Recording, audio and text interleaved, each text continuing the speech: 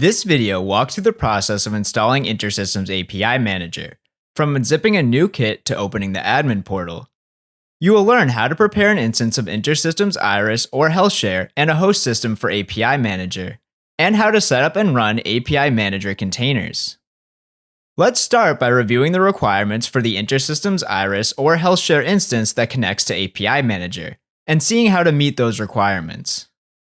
First, ensure that the license of the instance supports API Manager.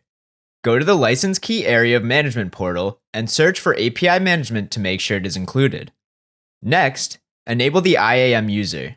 To do this, navigate to System Administration, Security, Users, and select IAM.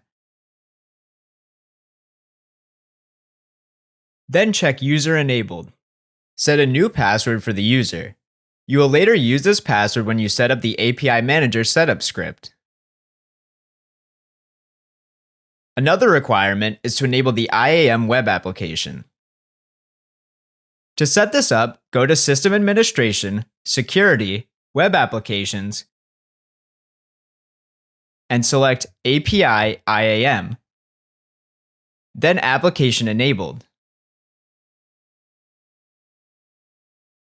The only purpose for the IAM user and web application is to serve the relevant license information to API Manager for the startup sequence.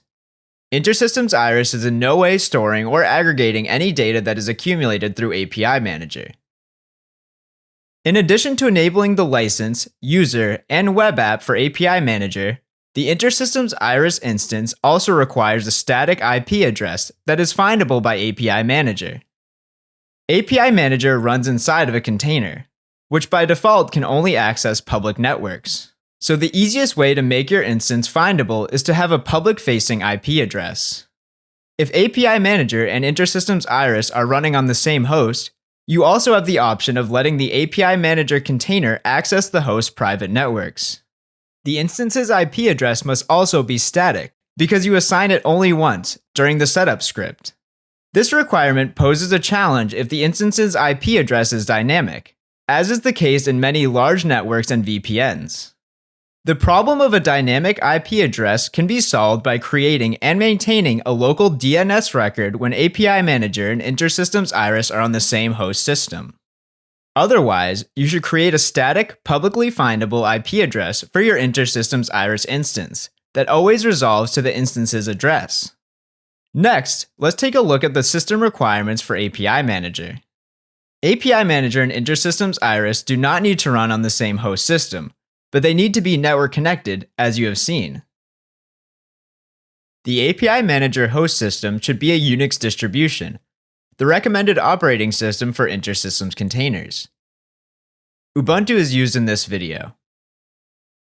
The host system also requires Docker, Docker Compose, and curl.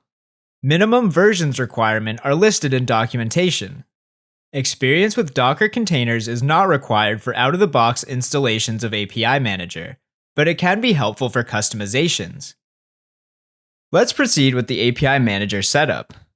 On the host system, open the API Manager kit, which contains scripts for setting up and starting the containers. The kit can be downloaded from the InterSystems Worldwide Response Center distribution site and comes as a tarball. The tarball itself is not a container image.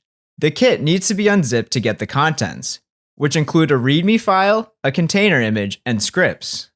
The README file includes a full set of instructions, a useful reference when you perform your own setup. To set up and install API Manager, first load the Docker image.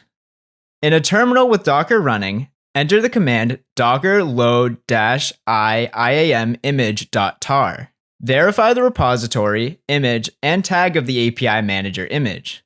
These will be used in the setup script. Your system should now be ready to run the setup script for API Manager. With user input, the setup script creates environment variables in the current terminal shell, which are then used by Docker to create the API Manager containers. If the setup script or compose script fails, check the environment variables. These variables exist in the current shell, so run the setup script from the terminal with the command source iam setup.sh instead of simply executing it. The first prompt asks for the API Manager image, which can be found by running docker image ls in the terminal. In this example, the image is intersystems/IAM:1.5.0.9-4. The second prompt in the setup script asks for the address of the intersystems instance. As discussed earlier, this needs to be a static and public IP address. Next, enter the web server port of the intersystems instance. In this demo, the default private web server port is used, but this is not recommended in your own system. Next, enter and verify the IAM user password set previously. The final prompt in the setup script in version 1.5 requests the file location for a digital certificate used for secure HTTPS connections. HTTPS is not needed in this example, so we will leave this blank. If your InterSystems Iris instance requires HTTPS, refer to documentation on using TLS in InterSystems Iris for more information on digital certificates. If setup is successful, the script sets environment variables and sends a request to verify that the instance has an API Manager enabled license. The script contains a set of environment variables, including ISC IAM image and ISC Iris URL. A full list can be found in documentation. Following setup, the next step is to run Docker Compose to start the API Manager containers. Using the same shell as the setup script, navigate to the directory above the scripts where the Docker Compose file is located. Run docker compose up -d in the terminal.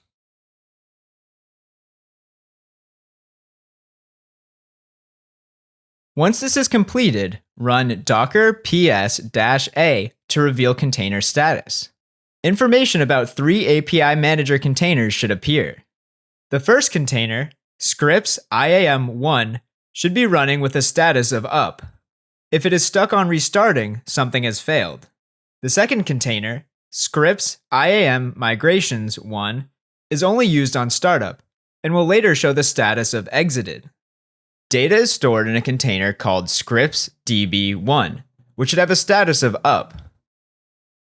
The IAM scripts container should also be running with a status of healthy. If it is stuck on restarting, something has failed. To troubleshoot, first check the status of your InterSystems instance by entering Iris list in the terminal of the host system. Docker logs also provide information for debugging container health. Also, check that the address you use in setup is static and publicly available. If you provided a private address like localhost, the setup script might run smoothly since it uses a local curl request to get the license. However, queries running from within the IAM scripts container won't get to their destination, and the container will show up as unhealthy. If the IAM scripts container is healthy, a few ports are now operational on the API Manager host machine in the range of 8000 to 8004. For HTTPS, the range is 8443 to 8445. Details on the ports and their functions are provided in documentation. If the API Manager container appears healthy, the next step is to test it. The test script in API Manager Kit uses curl to call the API Manager admin API, creating sample routes and services based on a default API. Run the test script using source IAM test.sh. A successful response message will say, "Successfully created service and route." As a final test that installation worked, use a browser to open port 8002, the API Manager admin portal. Navigate to the Routes tab to see the sample routes created by the test script. For more information about using your instance of API Manager, and for more installation details, refer to the API Manager Kit and the InterSystems documentation website.